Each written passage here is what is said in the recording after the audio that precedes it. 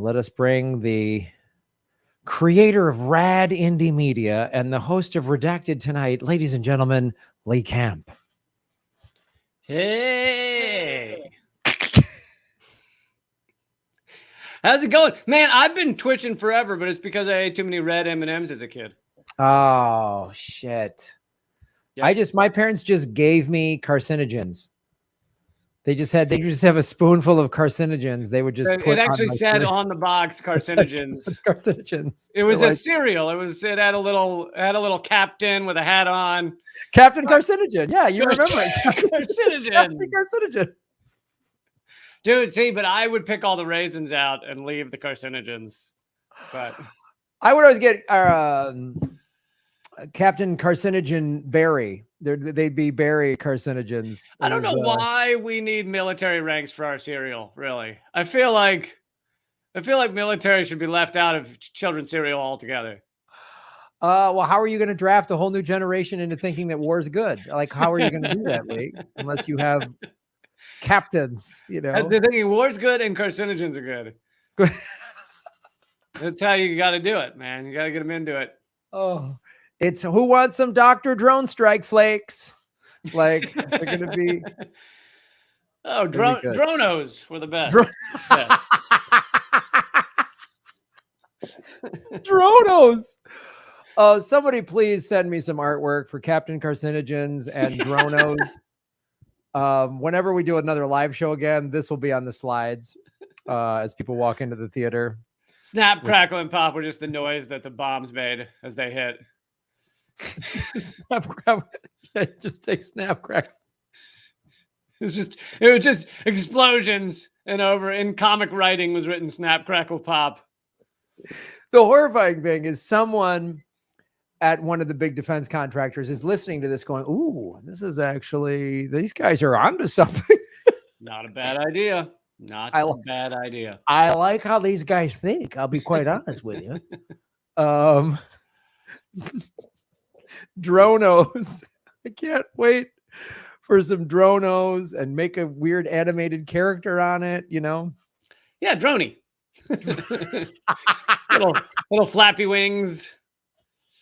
It's Droney. Yay! He's flying above, dropping good flavor on your kids. Like, yeah, there's a cartoon.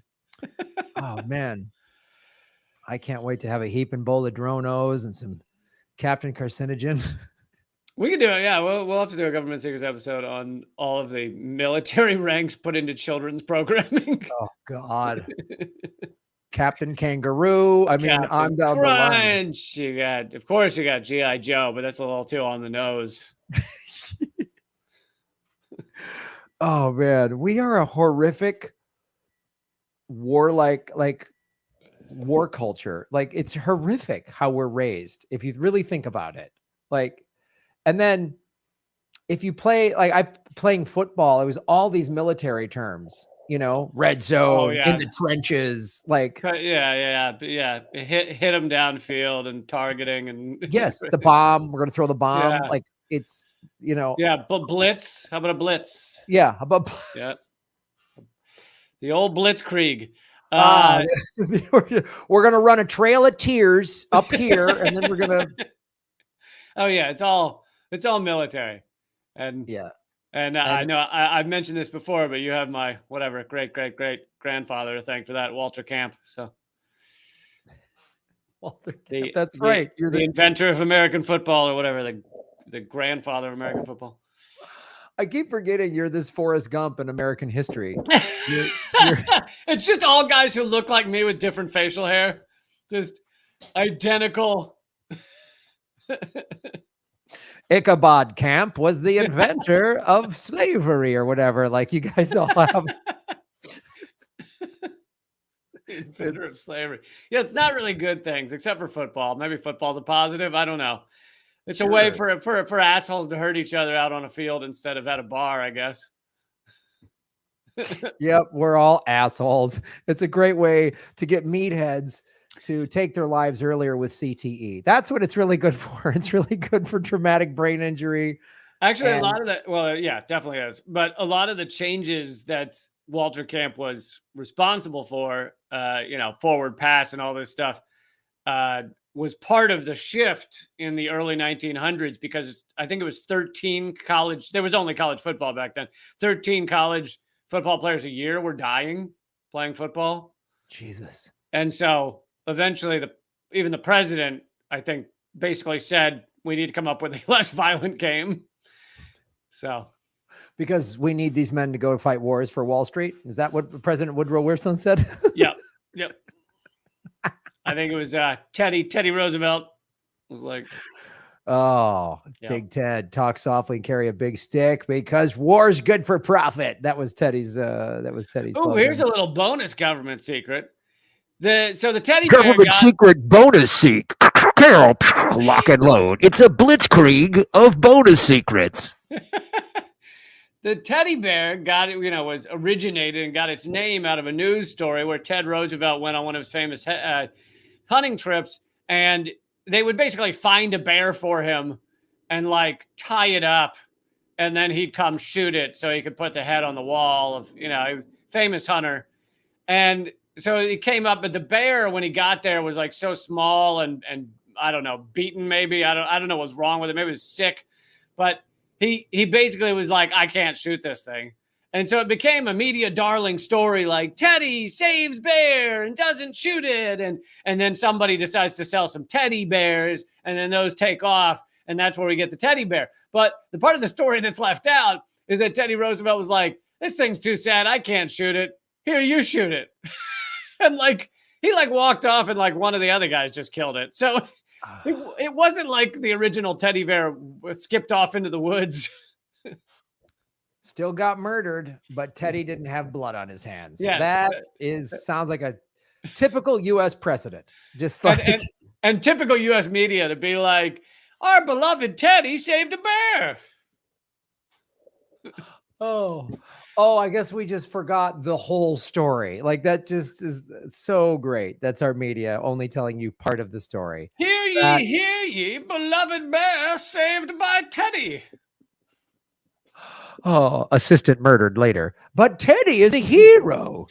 All right, well, let's get into our This Week in Government Secrets.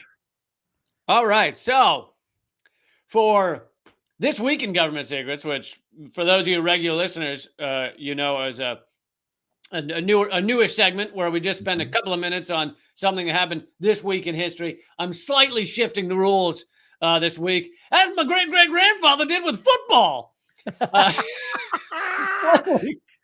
Slightly changing the rules. Since it's Martin Luther King Day today, I'm doing Martin Luther King history, which didn't happen. He wasn't assassinated today in history. However, it is Martin Luther King Day. So quick rundown, quick reminder of the assassination of Martin Luther King. And I went back and listened to a little bit of the episode where we actually covered this more in depth. It is episode 6, way back when we were young whippersnappers. Young children not knowing about Baltimore Camp's forward pass invention. It was the early days. Baltimore. And at the time of episode 6, Graham did not know. I was proud to teach something Graham he didn't know, that the only trial ever to be held on the assassination of Martin Luther King was in 1999. And it found that James Earl Ray was not the killer of Martin Luther King. That's right. It found that Lloyd Jowers, along with government agencies, multiple government agencies, assassinated Martin Luther King. And it was covered in the mainstream media. It just was barely covered. There's like a tiny little article in the back of the New York Times. And the entire King family was party to this lawsuit and agreed with the findings. So you'd think someone that might care about who killed their beloved father and husband and everything would be the King family. And the King family does not believe that James Earl Ray killed him. Lloyd Jowers was the owner of a bar and grill that was right across from where Martin Luther King was shot. And he's the one who broke down the gun and disposed of the gun. But the actual shooter was a Memphis police officer named Frank Strouser. And this is a clue. This comes from like 30, 40 years of research by William Pepper, who wrote The Plot to Kill King, I believe it's called. And you can look up, make sure you get the most current edition of the book. But so it's him as police officer, but he was basically hired. I mean, I don't know if he was paid or just asked. I mean, he was an immense racist who was very happy that he shot King, but he was asked to kill him on behalf of the Dixie Mafia, which was connected to Hoover. So it's likely that Hoover basically said to his mafia buddies, hey, get someone to shoot King. And there were also other sniper groups in the area. So it seemed like if this guy didn't get the job done, then they were planning on other people doing it as backup. It's like, no matter what, King was not leaving Memphis that day. And he's taken to the hospital, apparently not yet dead. And then according to the research by William Pepper, he's then basically killed in the hospital. But he was on death's door anyway. And anyway, yeah. So for those who don't know, look it up. The only trial ever held, 1999 civil trial, found that James O'Reilly did not kill Martin Luther King. He was a patsy. And the killers were this man, Lloyd Jowers, who was present at the trial. He was 90-some years old. He had nothing to gain by confessing, but he did. And he's no longer around. But in 1999, he was there, and he confessed that he had helped, dispose of the rifle. There were witnesses that saw him dispose of the rifle. Yeah. So there you go. And the media, this should have been like, the fact that I had to learn about this, last year, shows you how much this is, how Martin Luther King Day is always used really by sort of whitewashing neoliberals, to say, oh, he was for freedom and equality and all that stuff that he was, but this is never talked about. Yep. And you have to go to like lefty social media people to point out the fact that Dr. King was also virulently anti-war. He was pro-labor. He was a socialist. All his speeches of all this socialism and we're spending too much money. The wealthy have too much money. We spend too much money on war. Those speeches are always, those are never talked about in the mainstream media. It's always the I have a dream speech, which is a wonderful speech, but all these other speeches where he talked about this, let alone the fact that his murderers were connected to the FBI. Those two little minor things just always happen to get whoops, we forgot. We'll get to it next year, I'm sure. And in the final couple of years of his life, the reason they kind of let him live, honestly, I mean, the reason he wasn't killed before then, although someone did stab him, I think, was that at first it was just about getting black people civil rights, getting black people equal rights. But then as it went on, he, guess what, started tying in poor white people and poor black people, and tying in a lot of people that were not just the black people in America, which all of a sudden was much more threatening to the government as a whole.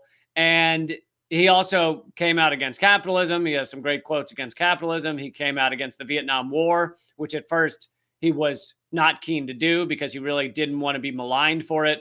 And he wanted to basically deal with poverty in America. But eventually he just couldn't put it off any longer.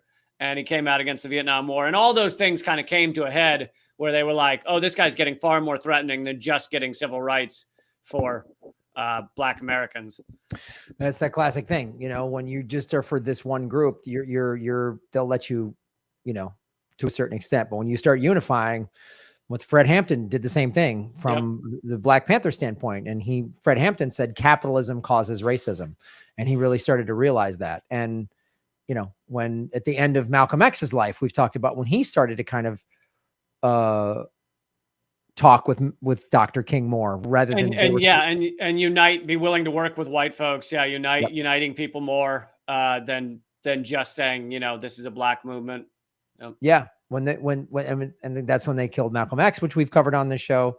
If you want to show the slide real quick, that is the famous photo of the other people with MLK pointing to where the shooter was. Now, what you can't see is that the reason they're pointing up is there's an embankment there that goes up, and there were all these you see a larger shot of the area, there's all these bushes, which we covered this in episode 6. Everybody should go back and check that out. But there's all these bushes, hedges there that the shooter was hiding behind. And the following day, the Memphis, city government or whatever, municipal government, cuts down all of the hedges and basically destroys the entirety of the crime scene. They claim, it was just scheduled to be cut down that day.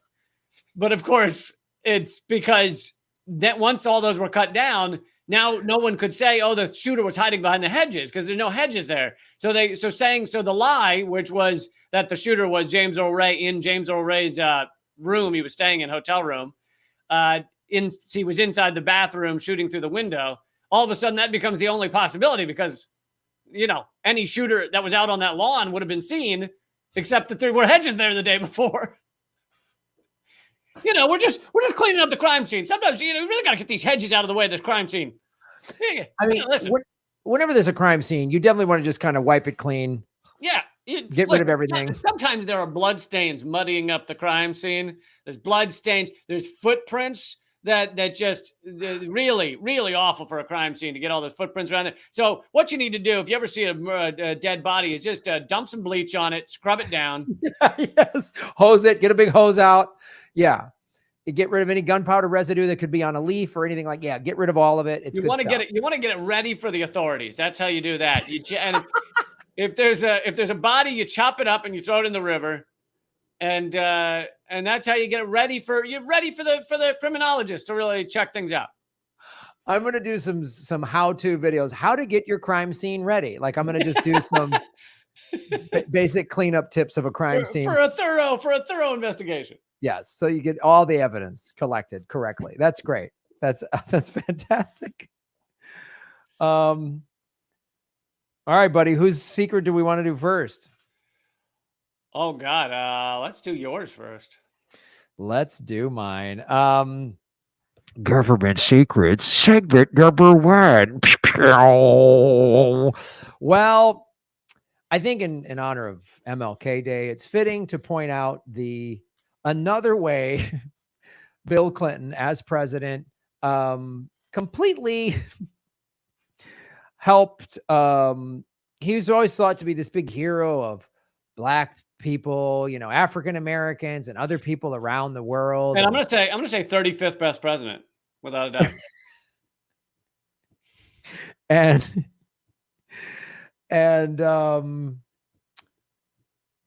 And so he's always referred to what happened as Rwanda, and he kind of would sort of slightly beat himself up, like, I should have done more. It was happening. It was always told it was happening so quickly that we didn't have time to respond. And the Rwandan genocide was awful.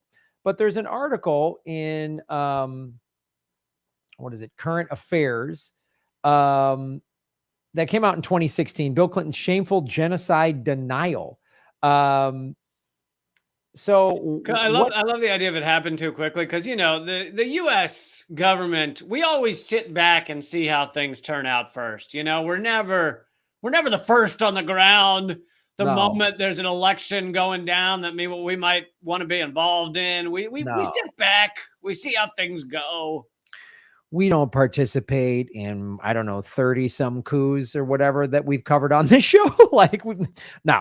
I saw a list of 28 U.S.-backed coups in Latin America, I think in the past 20 years. Yeah, the past 20 years, I think. Yeah, 28, just in Latin America. Yeah, just in Latin America. Maybe past 30 years, just in Latin America, yeah.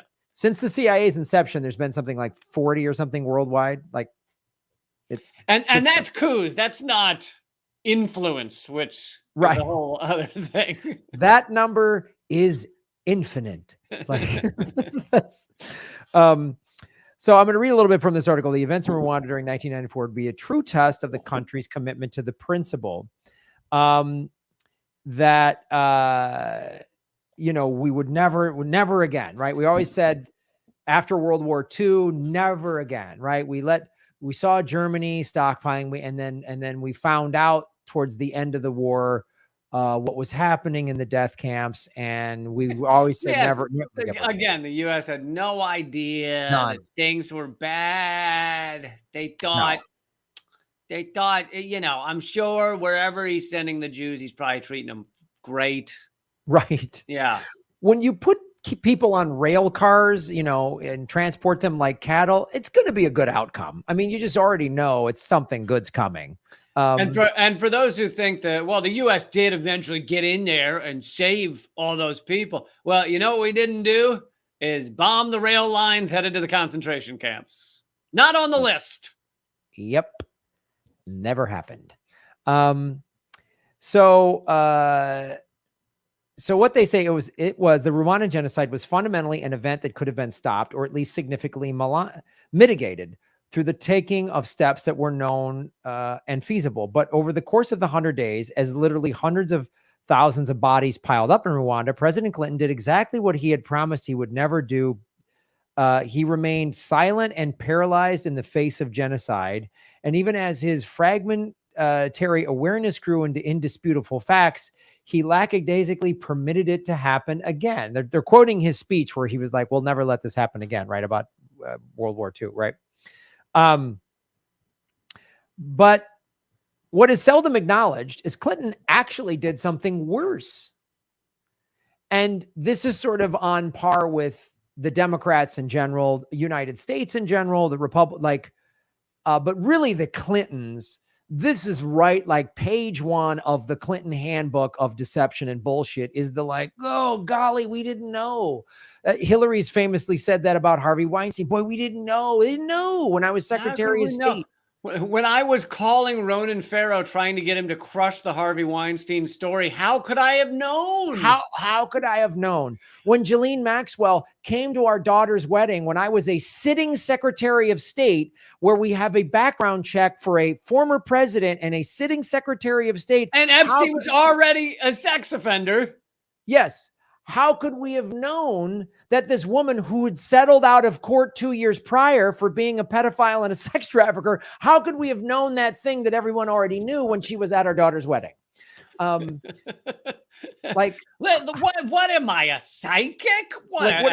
Did I swallow a monkey's paw? I don't know. How am I supposed to know that when I have the United States Secret Service doing background checks? How could I possibly know?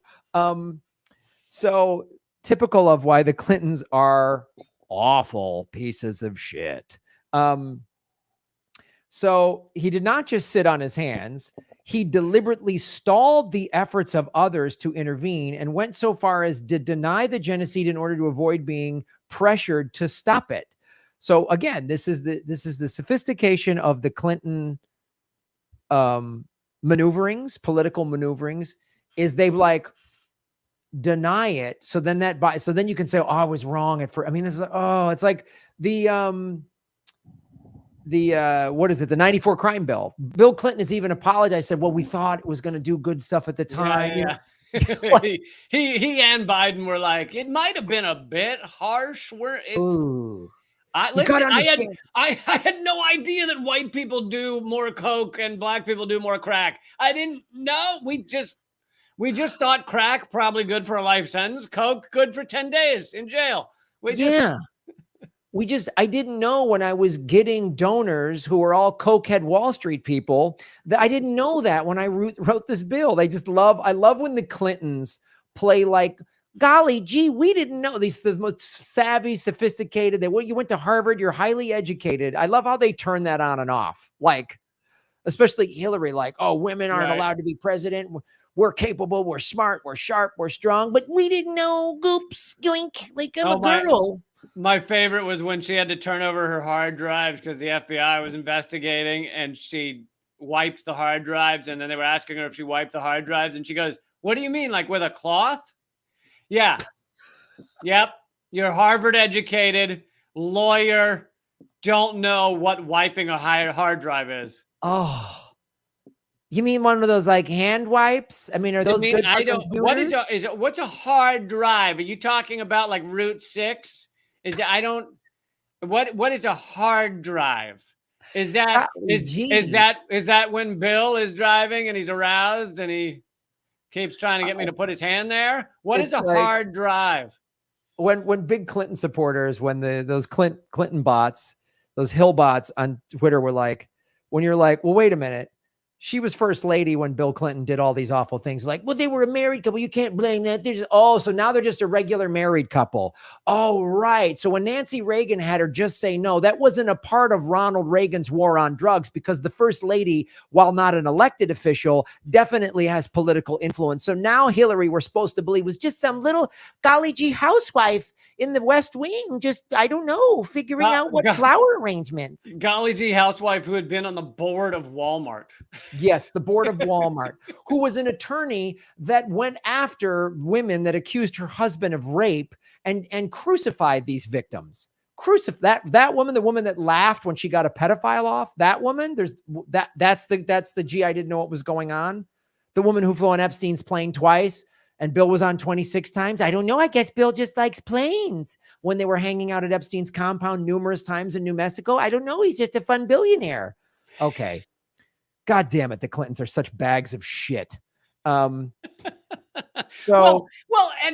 people have a great point that it took the Democrats to do a lot of the most damaging things to America over the past, whatever number of years, because it was like Bill Clinton got in office and he was able to get rid of Glass-Steagall and force through NAFTA and force this crime bill through. That's the most racist thing in the world, that created the largest prison state on the planet. Like, that's all a Democratic president, because when a Republican tries to do that, people raise a fuss. When a Democrat does it, people are like, yeah. And the gutting of the telecommunications bill, like all that shit. Look at so people were losing their shit when Trump was putting kids in cages, and that was awful. Nobody seemed to remember those cages were built by Obama. Oh, and guess what? You know who's putting kids in cages now? President Biden these kids are in cages today. No, Graham, no, those are overflow facilities. Okay. Like a summer camp. As AOC said in like an Instagram video, she's like, let's be clear. Trump was separating families. That's not being done now. Really? Oh, really? Are you sure? That's right. And that's why, and Joe Biden, who has signed more drilling permits in his first year in office than Trump did. I'm hoping those are for lobotomies. I'm hoping it's that kind of drilling. Yeah, I wish it was like drilling for like senior care for presidents with dementia. I wish it was that. But anyway, and Obama proudly, when he was talking to oil audiences, oil groups, proudly said he laid more oil pipeline than any president ever had, enough to circle the earth 3 times. So, as climate change destroys our planet and destroys our futures, just remember Obama, right? And then the dumb neoliberals will go, what, but the Republicans? Yeah, it's a foregone. We all know the Republicans are awful. They're awful pieces of shit. This is what happens in a duopoly when you have 2 parties that are both puppets of the ruling class. Anyway, let's get back to Clinton helping a genocide happen. Not to get off on a rant here. So the most important thing to understand in analyzing international responsibility for the genocide is whether enough information was available to the decision makers. A person cannot be held accountable for not stopping something he did not know was occurring. Indeed, Bill Clinton, according to Samantha Power, is said to have convinced himself that if he had known more, he would have done more. He claimed in '98 that he did not fully appreciate the depth and the speed with which Rwandans were being engulfed in this unimaginable terror. Okay, that sounds reasonable. You didn't know. Golly gee, we didn't know. Clinton offers his present-day charitable works in Rwanda as proof that he once made aware. Oh, fuck, the Clinton Foundation. Jesus Christ. He's a philanthropist, Graham. He's a philanthropist. Is this the same Clinton Foundation that is like snatching up kids in Cuba, or is this a different one than the one that the 20 countries that donated to the Clinton Foundation in 2008 all got defense contracts from the State Department under Hillary Clinton in 2009? I'm just trying to get clear on which foundation we're talking about. Often confused. That's the Clinton Foundation. It's a slightly different thing. They really fucked up on the naming rights. So dumb. I went to public school. But to get at the deeper reasoning behind why the U.S. would allow such a horrific thing to happen is because the U.S. equation of whether we get involved, I mean, fully involved in a country, or whether we try and create a coup there, is 100% greed, power, money. There is never an analysis that is, could we actually help some people that would not benefit us at all? Right. So if you look at every country that we've like full on invaded, bombed, all that shit, almost without exception. First of all, they're not white. Almost, we're talking since World War II. And even with World War II, we were very skeptical before we went after the Germans. But since World War II, exclusively not white.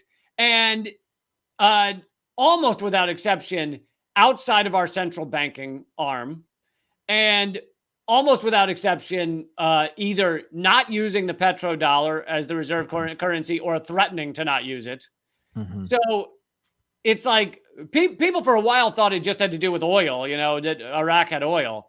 But it's really not about that in the larger picture. Yes, we love stealing oil, but it's really not about that. The larger picture is centralized, central currency, central banking, whether we, and for those who are inside our central banking, we can destroy them economically. So we don't usually have to bomb them. Yeah, this, as it says in an article, Clinton's claim to not have fully understood the situation is a lie. Clinton knew there was genocide, knew its scale. People of all levels of government knew. It was all over the press. In fact, the idea that any informed official at the time could plead ignorance to the Rwandan genocide is laughable. As time passes, it may be easier and easier to blur the histories to suggest that everything was opaque and uncertain, and that we could have taken it would have taken an impossible omniscience in order to understand.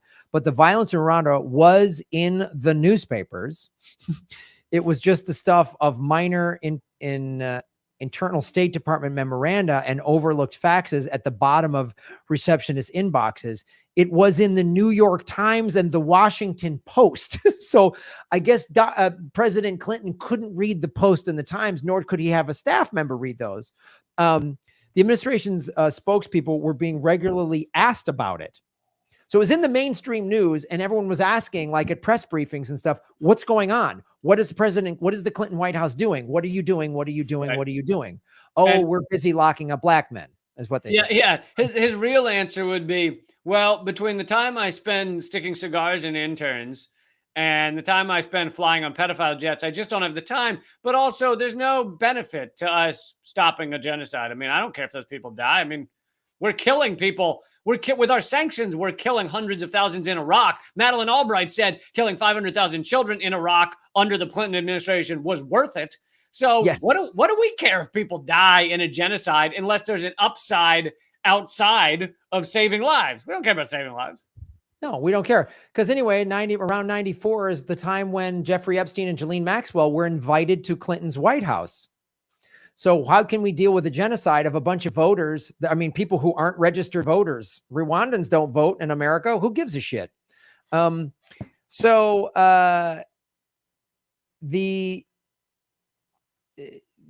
It's easy enough, if we know nothing about it, to accept the proposition that the scale of the Rwandan genocide became clear only after the fact. Fog of war and all that.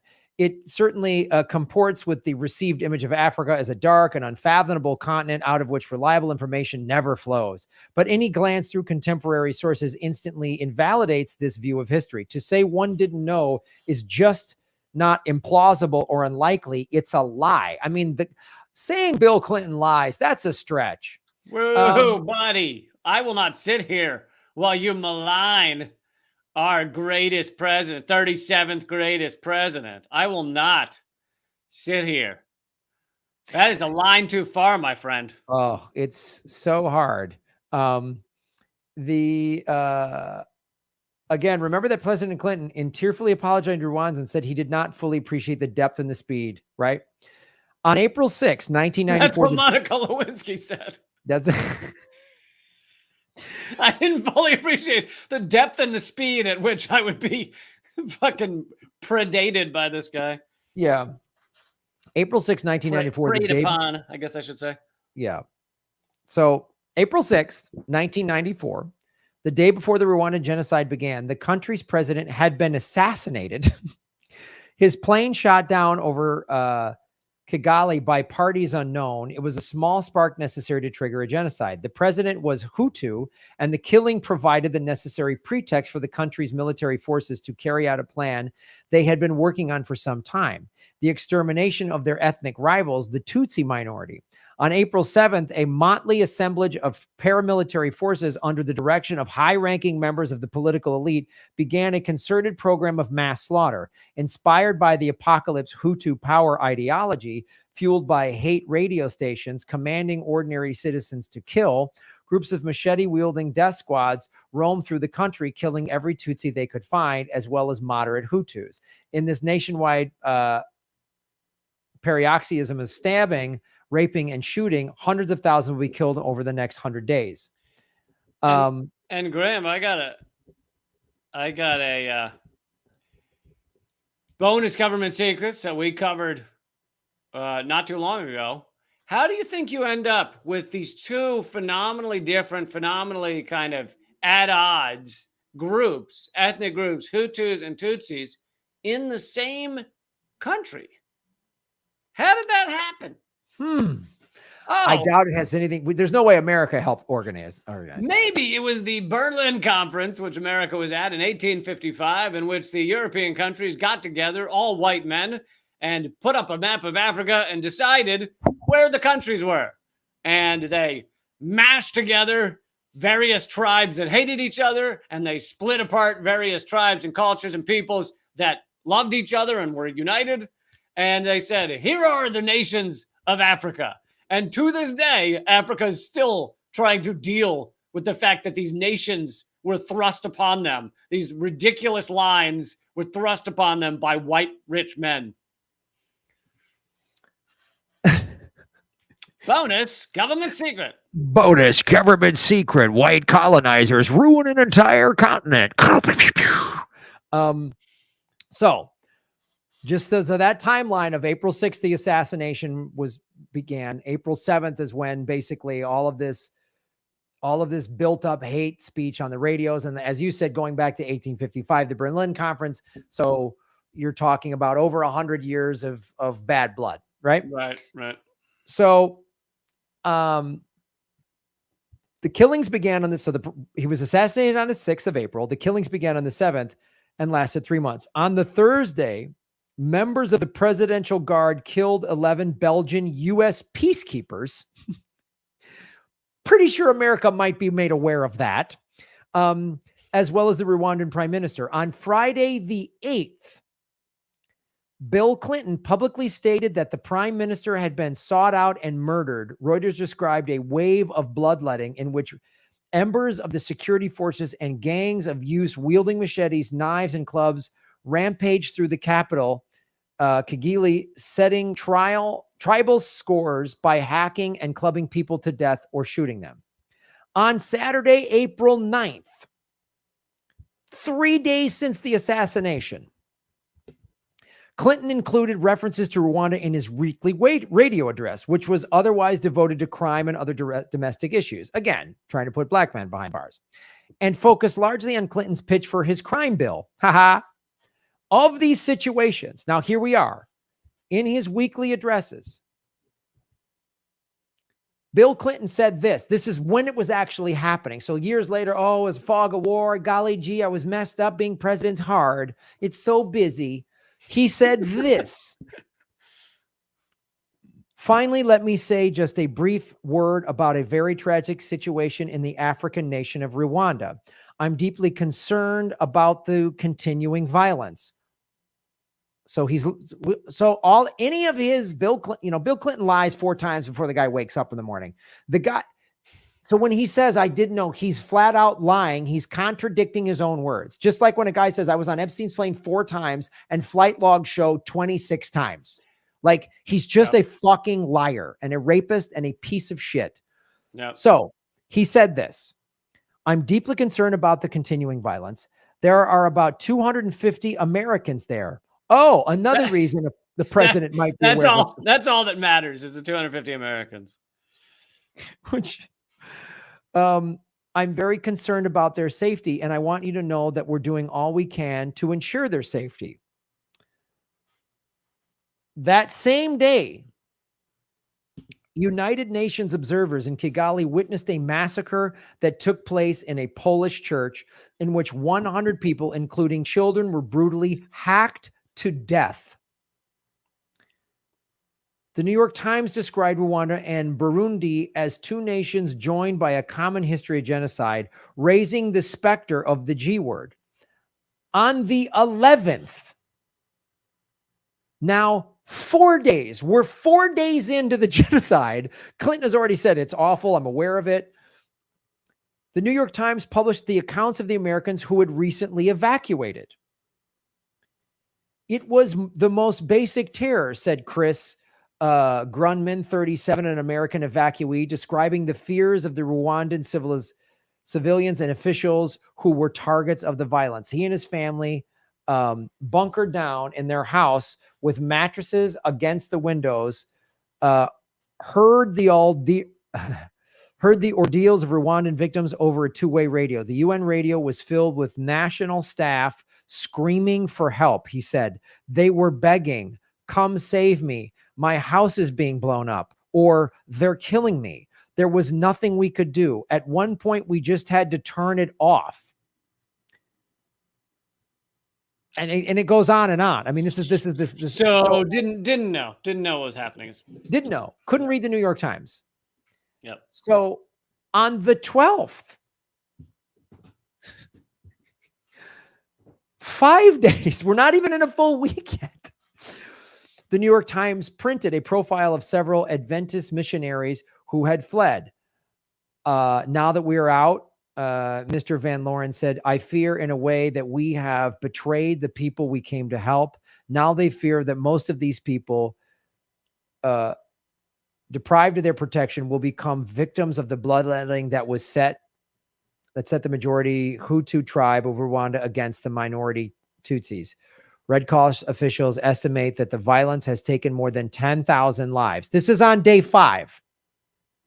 10,000 people. The Red Cross, an international organization that is absolutely going to report its findings to the United States State Department and United Nations, already had an estimate 10,000 people dead. But Bill Clinton wasn't sure yet.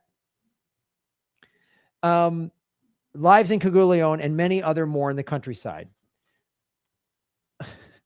I mean, I can't keep reading this article. I imagine there were meetings where he was like, "Do they have oil? No. Do they have? Right, Is there exactly. a lot of gold there? No, not that we know of." Well, then I don't understand. Why am I talking about this? Yeah. Is there anything we need? Well, the cell phone boom hadn't started yet, so they didn't. If there's minerals, there's nothing to care about. So right. There's no oil. Do we need them strategically? Do they have Burger Kings? Give me something, some reason I should defend it. There's 250 Americans there, but they weren't working for a big corporation because of Shell Oil was like, hey man, they're attacking our refinery. Then the fucking Marines would have been called in and some shit would have gone down. There was nothing like that. There wasn't oh, they overtook Citibank, so then the U.S. Army was called in. The Citibank Rwandan branch was like, this is fucking crazy. Yeah, whatever. Amazon had a warehouse there, and the Bill's stock went down or whatever. So it's this. I just showed you in the first 5 days. There's no way the president of the United States was not aware of what the hell was happening and could have, if he started, all right, we're sending guys in on the 7th or 8th day and wow, we could have prevented 10, 20,000 deaths, but we finally got after day 7, but we didn't know. Yeah, you did. You absolutely knew. You were giving radio addresses talking about it in the first 5 days. It's preposterous. So once again, Bill Clinton is a liar and basically did nothing. And then, what an excuse to get the Clinton Foundation in there to snatch up Rwandan kids. So that's our first. Remember how awful the Clintons are on MLK Day. In case you thought that they just didn't know what was going down. Not so much. What's now Lee Camp's second government secret segment after Graham loses hope for humanity yet again. Well, we can't say we burst your bubble on how much you loved Bill Clinton. So No, it wasn't like I thought this guy was great. It was like, oh, here's another example on top of the 10-minute rant you and I went on of all the awful shit that he's done. This is just like, oh, add this to the list of why the Clintons are the worst. Yeah. So this, our episodes are not really intended to be topical, but this one has a little topical lead-in, which is the horrific fire in the Bronx that just took place last week, killed 17 people, the most deadly fire in New York City, I think, in 30 years. And I'm actually going to get into more details about that on Redacted Tonight this week. But there is a history of fires in the Bronx that most people don't know. And the one that just happened is a little different, but we're going back in history for a bit here.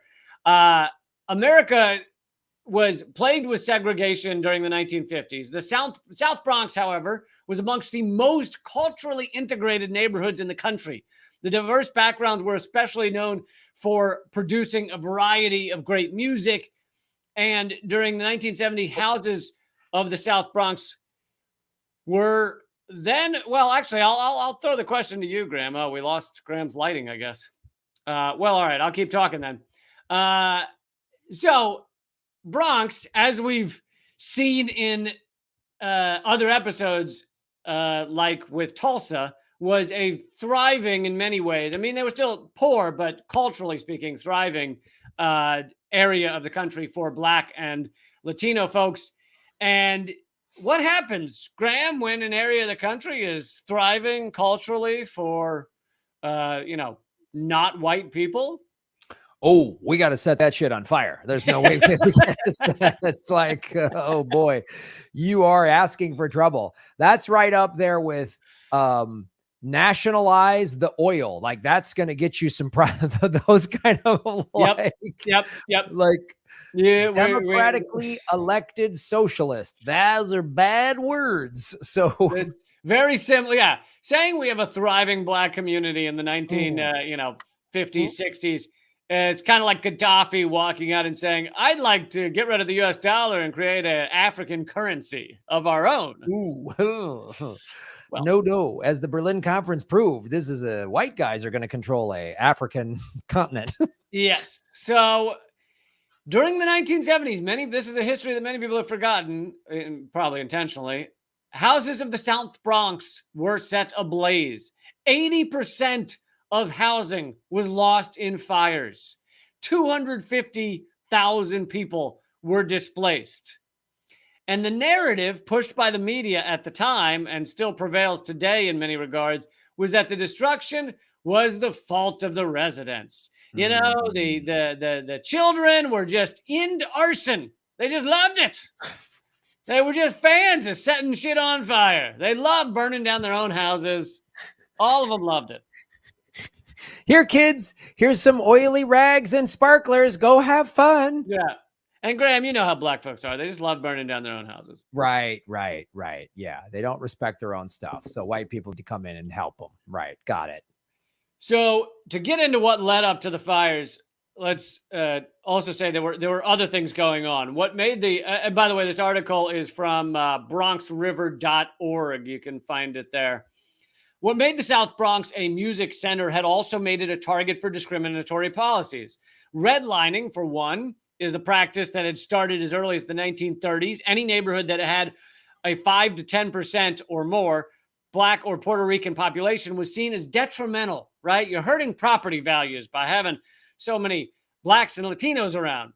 So a red line on a map would be drawn around these places, indicating that they should not be eligible for loans, home insurance, or fire insurance.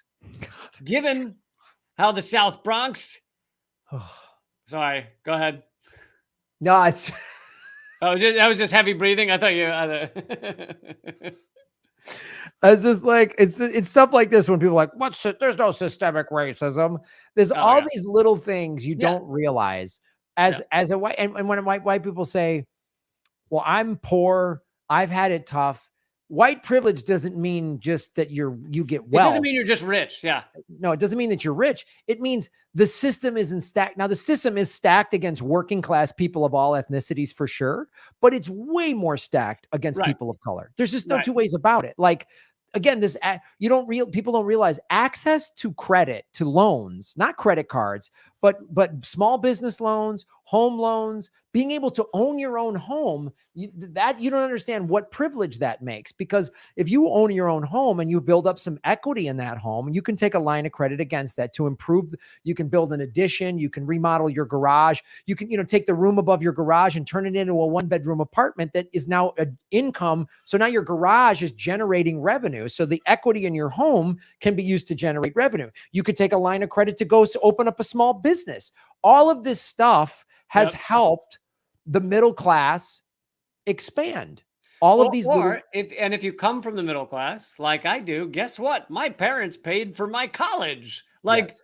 I didn't graduate from college with loads of debt, meaning I'm starting into like adult life with a fucking leg up. Like, yes, right there. And again, I mean, that's a whole nother discussion, but like my parents paid for my college too. It was $8,000 a year, to go to school. Mine was $5,000 a year. Yeah. $5,000 a year. You're talking about now it's like 20 grand a semester. I mean, it's like, it's insane. So there's all of these things in place. And why were my parents and your parents able to pay for their kids to go to, state colleges for $5,000 to $8,000 a year? Because they were born in neighborhoods that had decent public schools, and they were able to get a college degree for next to nothing. And they were not held back or not admitted to schools or whatever. None of those things were in place for them. And what systemic racism means for those who are poor whites, I think it's important for them to understand. It doesn't mean that your life, like you said, it doesn't mean your life has just been easy. It means your life is not hard because of your race. Right. Your life might be hard for other reasons. It might be fucking awful, but it doesn't mean it's hard because of your race, which is what Black people are going up against all the time. It's like, yes, there are Black people that have very much succeeded in our society, but it's like succeeding while you're waist deep in mud and everybody else is running on dry land. Right. Yeah. And you still have to deal with that racist thing. You're more worried if the cops pull you over. If you're a successful white person, even if you were born in white poverty and you worked yourself out of it and you've got wealth, you're not worried about the police. My dad gives a great example, and I didn't find out about that. He told me about this a few years ago, so I didn't know this about my father. That he grew up in Florida, very racist Florida at the time, in 1950s, and he was basically a delinquent child. Like, he would fucking go around doing what the fuck, and they'd get caught sometimes, but he was basically given chance after chance after chance. Yes. But one of the biggest ones was they saw that in the junkyard there were car parts, and he was like, "Oh, we'll go in there, we'll get some of the car parts we need for our car." He's 16 or something. And so they break in, climb the fence, break into the junkyard. They're immediately caught by the security guard, taken, arrested by cops, put in front of a judge. And the judge says, "Well, you seem like good young men, just don't do it again." And, at the time, he probably thought nothing of it. He was probably just like, thank goodness. As he got older, he goes, "Oh my God, if I'd been a Black kid, I would have spent fucking 10 years in jail. It would have changed my entire life."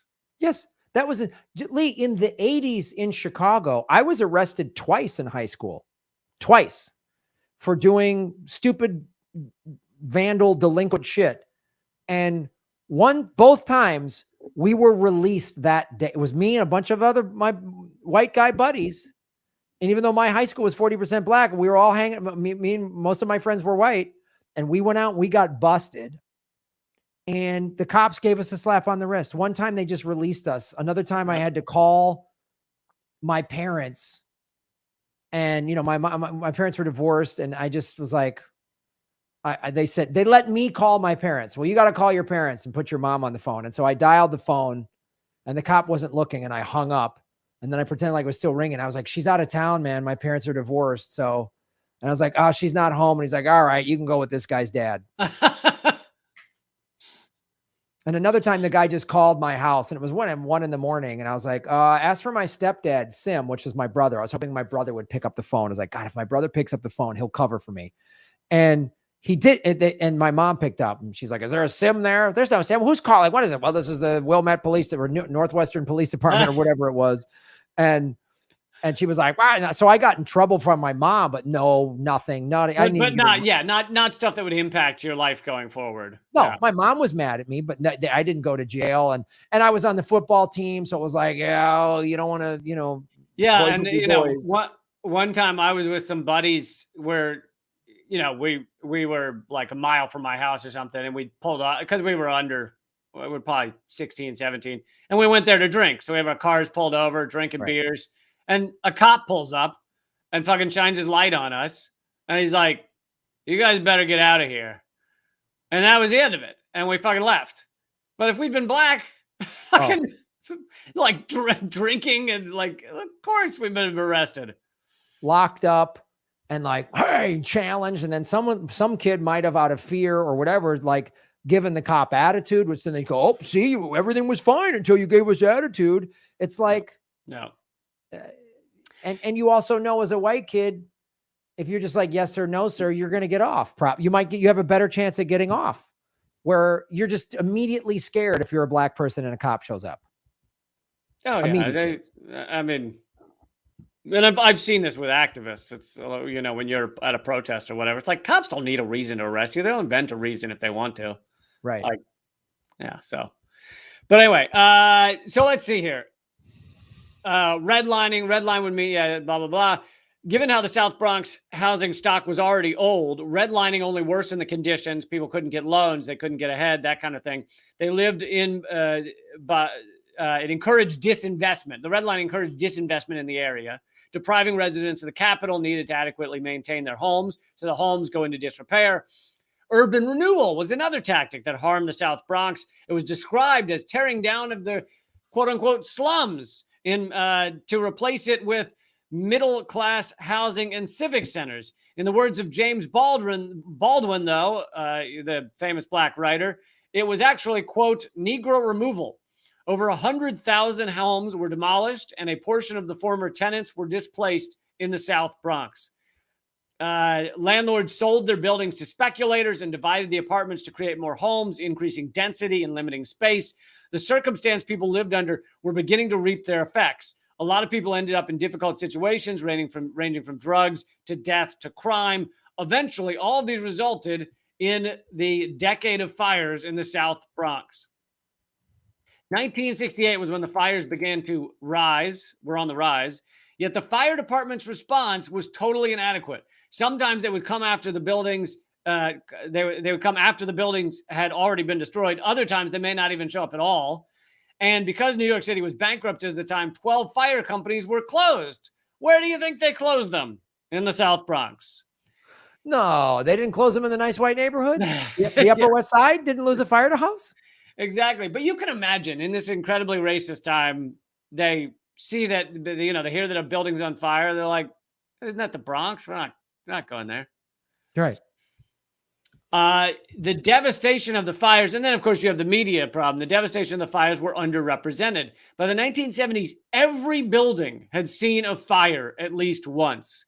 At least half the fires were not even recorded just because of how many there were. And also because you've got white firefighters being like, why are we going to put down that we didn't put out a fire? Let's just not record it. And then we decrease the number of fires we didn't get to in time. More fire marshals were demanded by the people, yet the Office of Management and Budget said that fire marshals would not solve the problem of arson. The media made it sound like residential kids were just interested in arson and how nefarious that they could be. But in fact, it was landlords often paying for their own buildings to be burned. There were virtually no consequences since landlords did not have to fix the buildings. They could simply take the money from the insurance and walk away. So basically, the buildings are collapsing, things are getting bad, and these slumlords just think, I'll make more money by just burning this thing down and getting out of here. But, of course, they're not going to announce to the residents, hey, we're going to burn the building down. So they just do it. People get hurt, people die, oh well. In 1980, Lloyd's of London, the insurance group, paid out $45 million to those landlords, which is $250 million in 2018. The only reason this was even known was because of a federal investigation. But many of these fires never had such federal investigation. So there's a lot that's not even known because fire departments wouldn't show up in time. They just write down cause unknown in their books. End of story.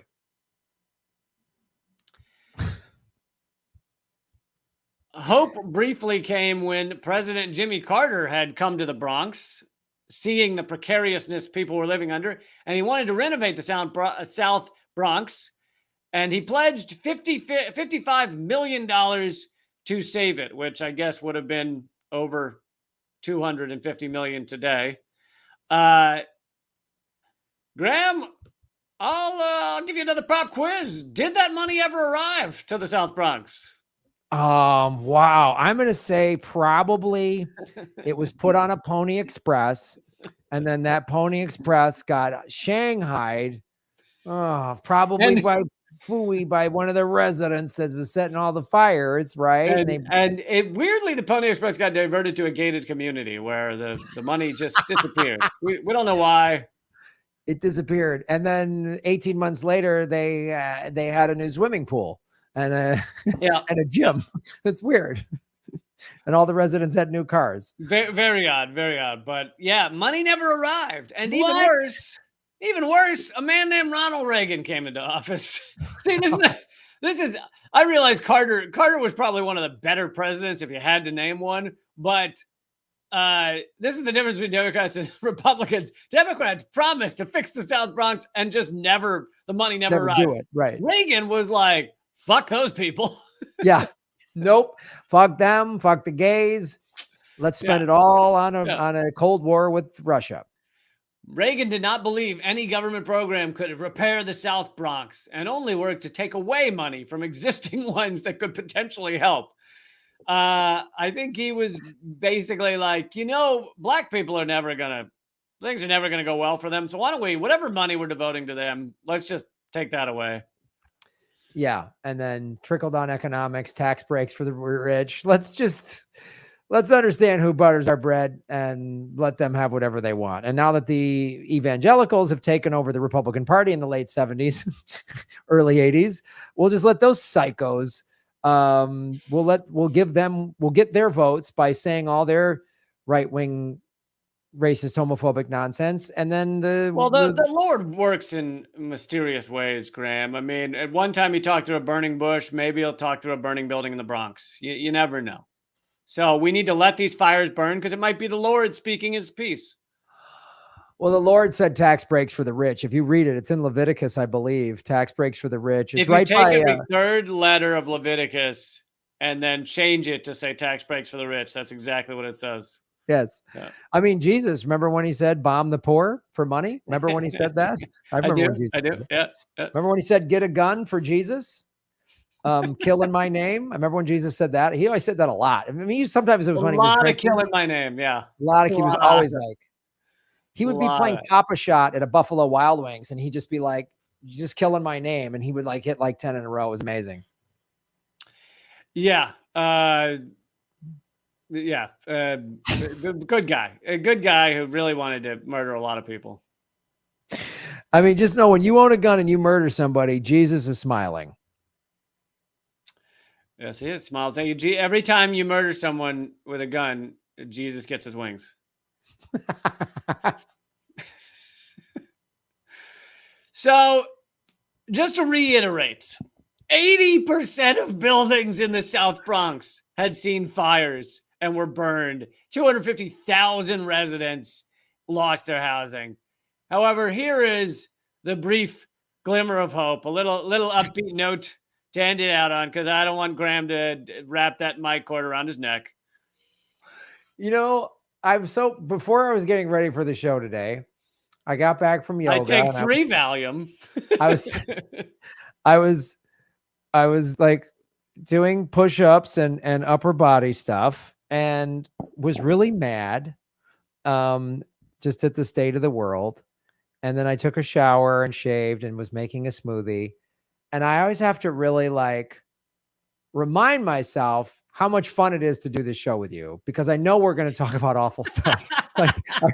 I really have to be like, Because I was literally like, oh God, I don't want to do this. And then I thought, no, I have to like talk to myself and go, dude, we're gonna laugh with Lee. Like I got a kid. It's like I got like a teenage kid who's like, ugh. And I'm like, no, you're gonna laugh with Lee. Yes, we're gonna cover awful stuff, but your buddy Lee's funny, So and we're gonna have a good it's like seeing a 16-year-old child of yours that you adore, but he's in juvie, so you have to talk to him through a plate glass window. Yes, pretty much.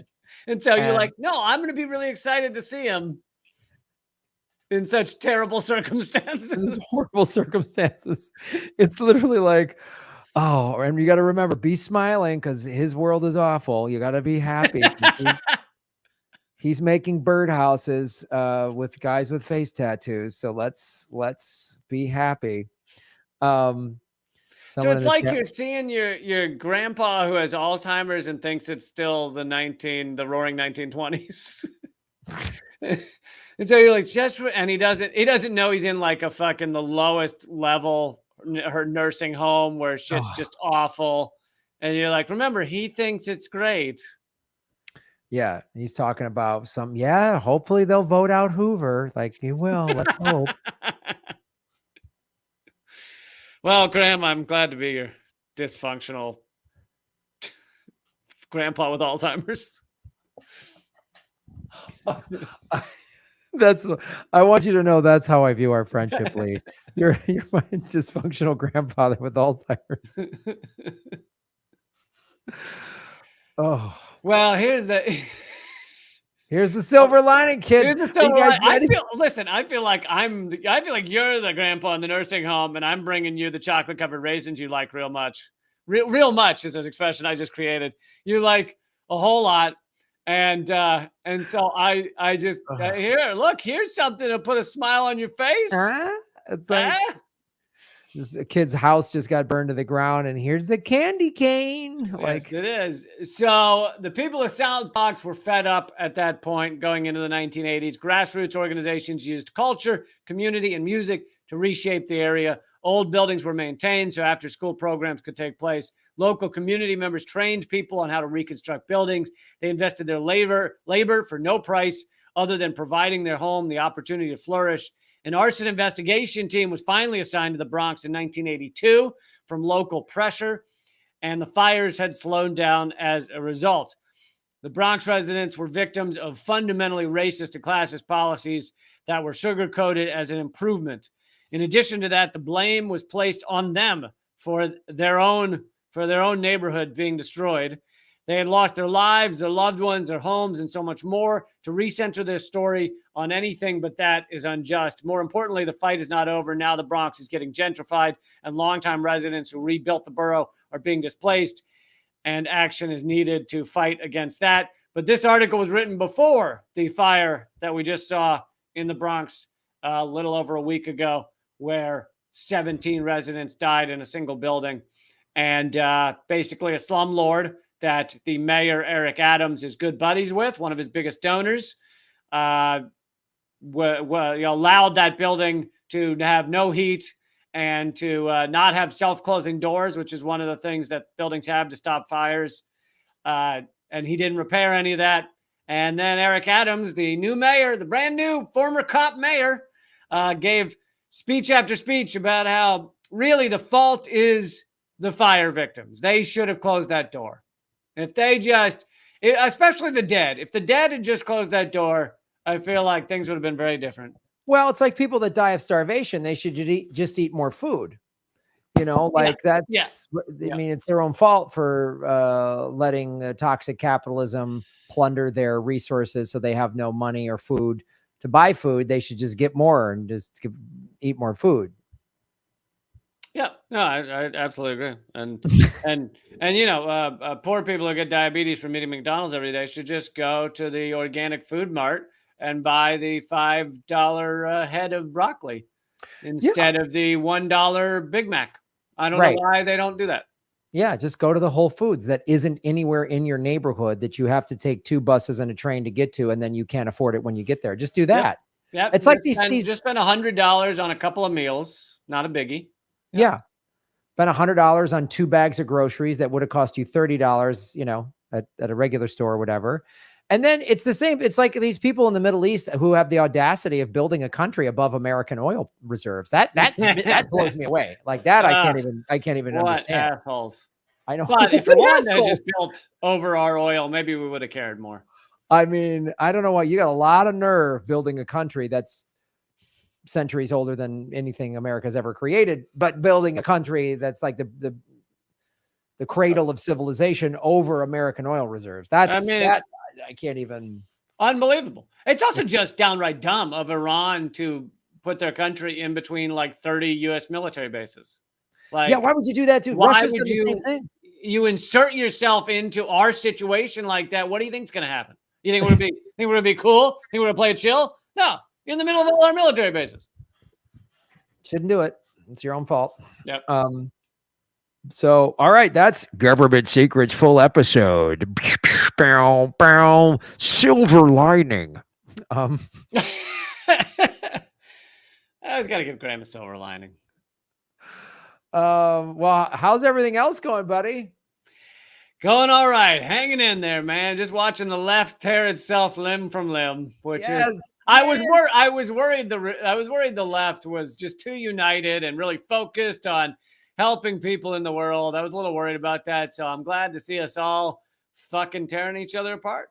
Well, the good news is, Lee, the left has fixed every problem. So, I mean, like Medicare for all, we got that passed. The Green New Deal is amazing. We can see, like, the global temperatures have dropped.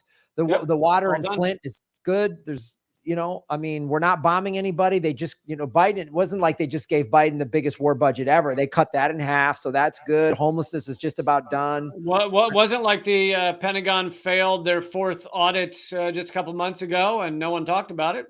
I don't know. Everything's doing great, man. I mean, it's really solid. We've fixed racism. I mean, the Native American community is doing great. I mean, everything. Listen, there's a Native American as the head of the Department of Interior, so I think all has been fixed. Fixed it. Done. We're dropping bombs with rainbow flags on them. So now there's that diversity we can be proud of. There's no more kids in cages. I mean, it's really, we fixed every problem. So we should be just bitching about vaccine or mandates or whatever petty bullshit the left is arguing about, like a high school kids. It's really good. I'm really proud to be a part of it. I'm really glad. Like, I feel like I've really helped move to see this, and friendships are ending. It's really exciting. It's something I'm so glad I spent a lot of time on. I feel like we're getting astray from our silver lining, my man. No, I'm just celebrating all of the left's victories. That's what I'm doing. I'm celebrating all of the left's victories. All right.